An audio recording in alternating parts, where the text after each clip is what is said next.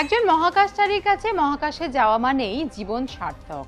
তবে মহাকাশে ভ্রমণ ব্যাপারটা যতটা সহজ মনে হয় ততটা কিন্তু সহজ নয়।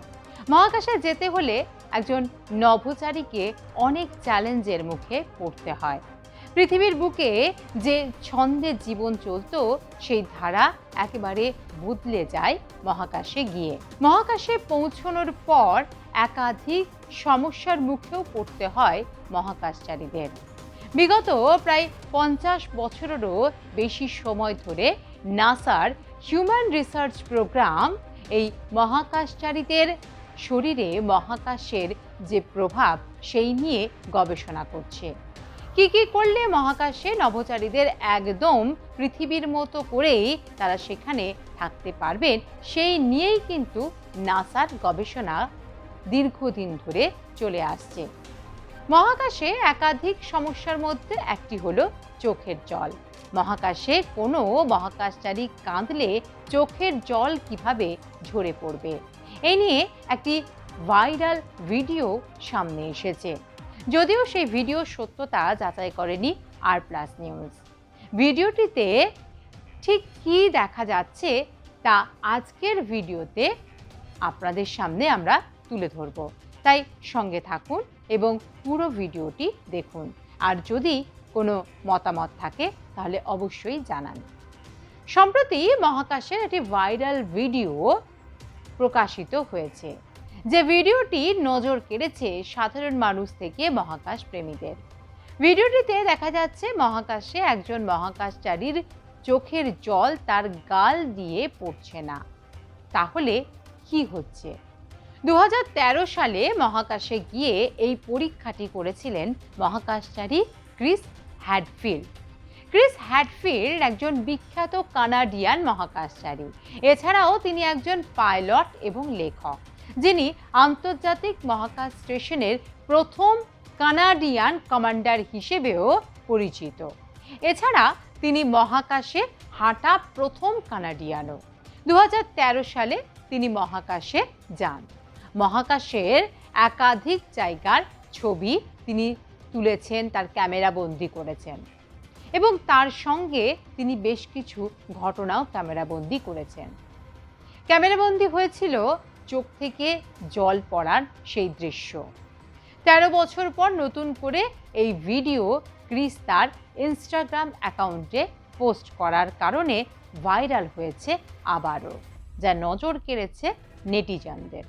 ভাইরাল এই ভিডিওটিতে দেখা যাচ্ছে মহাকাশযানে বসে রয়েছেন ক্রিস। তিনি নিজেই নিজেকে ক্যামেরাবন্দি করছেন। এরপর একটি জলের প্যাকেট থেকে জল নিয়ে চোখে দেন, কিন্তু সেই জল কিছুতেই তার চোখ থেকে গাল বেয়ে ঝরে পড়ছে না, চোখেই জমা হয়ে থাকছে।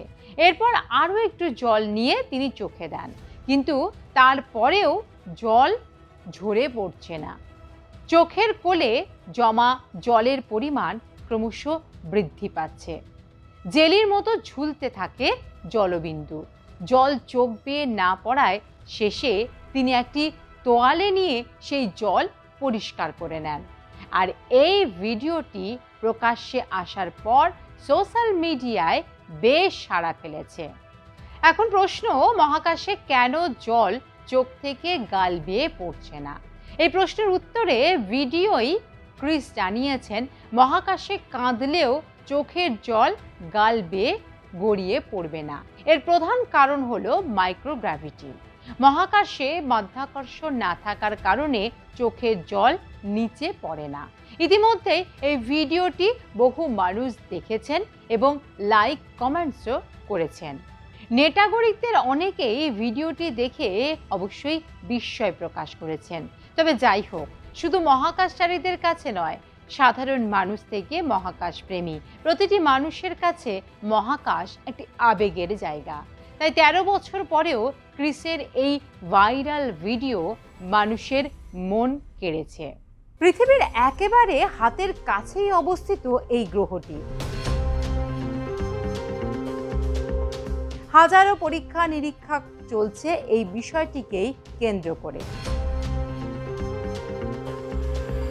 কার্বন ডাইঅক্সাইড এই গ্রহের উপর পৃথিবীর সমুদ্রতলের চেয়ে প্রায় 92 গুণ বেশি বায়ু চাপ তৈরি করে। সৌরজগতের আরও একটি গ্রহে প্রাণীর অস্তিত্ব। পৃথিবী ছাড়াও সূর্যের চারদিকে ঘোরা অন্য একটি গ্রহেও জীবনচক্র নাকি বর্তমান। সম্প্রতি এক গবেষণায় উঠে এসেছে এমনই চাঞ্চল্যকর কিছু তথ্য এবং গবেষণায় উঠে এসেছে সেই গ্রহের নাম। তবে এই তথ্যে বেশ অবাক হয়েছেন বৈজ্ঞানিকরা। তার কারণ এই গ্রহের বায়ুমণ্ডলের শতকরা 95% নাকি কার্বন ডাইঅক্সাইড, আর জীবন ধারণের ক্ষেত্রে যে গ্যাস খুব একটা কার্যকরী নয় বলে মত বিজ্ঞানীদের। অথচ সেই গ্যাসে ঠাসা সৌরজগতের একটি গ্রহেই প্রাণের উপস্থিতির ইঙ্গিত মিলেছে। বৈজ্ঞানিকদের দাবি, হাজার হাজার প্রতিকূলতা সত্ত্বেও সেখানে প্রাণের অনুকূল কিছু বৈশিষ্ট্য এখনও রয়ে গিয়েছে। নতুন গবেষণাতেই সেই ইঙ্গিত মিলেছে নাকি। ফলে গ্রহটিকে নিয়ে বিজ্ঞানীদের কৌতূহল হঠাৎ যেন বেড়ে গেছে কয়েক গুণ। আজকের ভিডিওতে আমরা কথা বলবো সেই গ্রহটি নিয়ে, তাই সঙ্গে থাকুন এবং পুরো ভিডিওটি দেখুন ও আপনাদের মতামত অবশ্যই জানাবেন। এই গ্রহটি সম্পর্কে আপনারা যদি কিছু জানেন সেটাও কিন্তু কমেন্ট বক্সে লিখবেন। পৃথিবীর একেবারে হাতের কাছেই অবস্থিত এই গ্রহটি। সৌরজগতের ক্রম অনুযায়ী তার স্থান দ্বিতীয়, বুধের পরে। হ্যাঁ, আপনারা কিছুটা ঠিকই আন্দাজ করেছেন। আমরা আজকে এই ভিডিওতে আলোচনা করব শুক্র গ্রহ নিয়ে। প্রতিদিন সন্ধ্যায় পৃথিবীর আকাশে সন্ধ্যা তারা হিসেবে যাকে দেখা যায়, আবার ভোরের আকাশে তাই হয়ে যায় শুকতারা। অর্থাৎ এই গ্রহ কিন্তু পৃথিবীর খুব পরিচিত। মহাকাশে পৃথিবী ছাড়া আর কোথাও প্রাণীর অস্তিত্ব আছে কিনা কিংবা অতীতে ছিল কিনা দীর্ঘদিন ধরেই বিজ্ঞানীরা তা নিয়ে গবেষণা চালিয়ে যাচ্ছেন। হাজারো পরীক্ষা নিরীক্ষা চলছে এই বিষয়টিকেই কেন্দ্র করে, কিন্তু এখনো পর্যন্ত সুদূর কোনো প্রমাণ মেলেনি। পৃথিবীর আর এক প্রতিবেশী গ্রহ মঙ্গল থেকে একাধিক ইতিবাচক ইঙ্গিত মিলেছে। বিজ্ঞানীরা আশাবাদী লাল গ্রহে অতীতে প্রাণীর অস্তিত্ব ছিল বলে। তারা শীঘ্রই প্রমাণ করতে পারবেন বলেও তারা আশা করছেন এবং তা নিয়ে কিন্তু ইতিমধ্যেই পরীক্ষা নিরীক্ষা চলছে। কিন্তু এই সম্ভাবনার দৌড়ে শুক্র গ্রহকে কখনো রাখা হয়নি। তার কারণ এই গ্রহটি কার্বন ডাইঅক্সাইডে পূর্ণ। তাই শুক্রের অভ্যন্তরীণ পরিস্থিতি, সূর্য থেকে তার দূরত্বই সেখানে প্রাণের সম্ভাবনার কথা কখনো ভেবে দেখেননি বিজ্ঞানীরা। বিজ্ঞানীদের মতে আগুনের গোলার মতো তপ্ত এই শুক্র গ্রহ। সূর্য থেকে তার দূরত্ব 6.7 কোটি মাইল। কার্বন ডাইঅক্সাইডের উপস্থিতি শুক্রপৃষ্ঠে উত্তপ্ত করে তুলেছে। এই গ্রহের পৃষ্ঠদেশের গড় তাপমাত্রা 464 ডিগ্রি সেলসিয়াস। গবেষণায় সেটি উঠে এসেছে।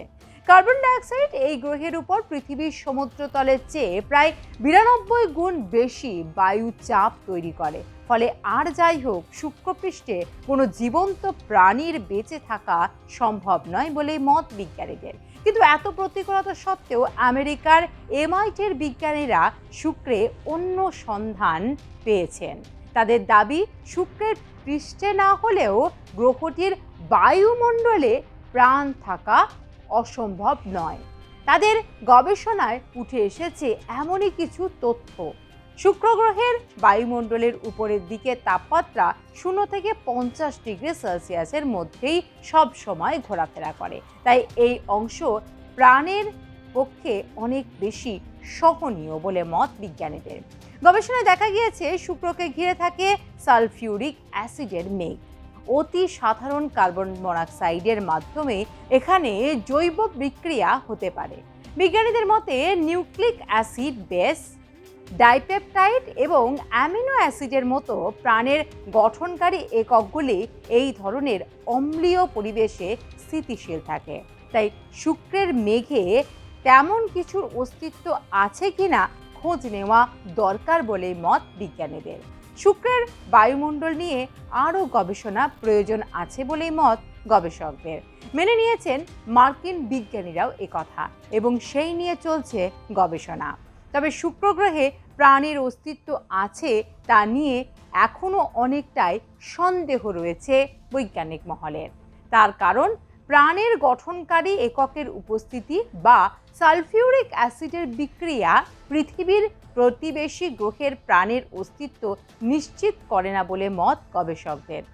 বিজ্ঞানীদের বক্তব্য, জৈবিক কার্য সম্পাদনের জন্য আরও অনেক জটিল আণবিক কাঠামো, জটিল পলিমার প্রয়োজন হয়। আরএনএ, ডিএনএর মতো জেনেটিক পলিমারেরও উপস্থিতি প্রাণের অস্তিত্বের অন্যতম শর্ত বলে মত গবেষকদের। বৈজ্ঞানিক মহলের এক অংশের বক্তব্য, শুক্রের সালফিউরিক অ্যাসিডই প্রধান তরল, তাতে ক্ষয় প্রতিরোধকারী জেনেটিক পলিমার শনাক্ত করার জন্য আরও গবেষণা প্রয়োজন রয়েছে।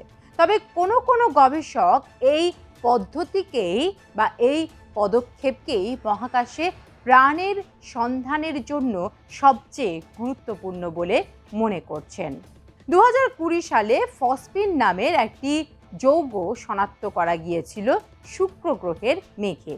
পৃথিবীতে অবায়বীয় প্রাণের জৈবিক প্রমাণ করে এই ফসফেট, তা এই গ্রহের বায়ুমণ্ডল অনুসন্ধানে বিজ্ঞানীদের আরও উৎসাহিত করে তুলেছে।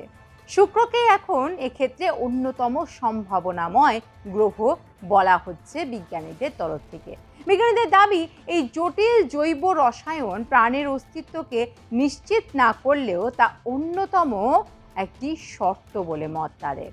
তবে গবেষণা এখনো অনেক বাকি রয়েছে। শুক্রে প্রাণের অস্তিত্বের একটি ইঙ্গিত পাওয়া গেছে মাত্র, কোনো প্রমাণ মেলেনি তার। তাই আগামী দিনে শুক্রের বায়ুমণ্ডল এবং মেঘ নিয়ে গবেষণাগুলিকে আরও বেশি পরিমাণে করা হবে এবং বর্তমানের এই যে ইঙ্গিত ভবিষ্যতের গবেষণায় আরও উৎসাহ দেবে বলেও আশাবাদী বৈজ্ঞানিক মহল।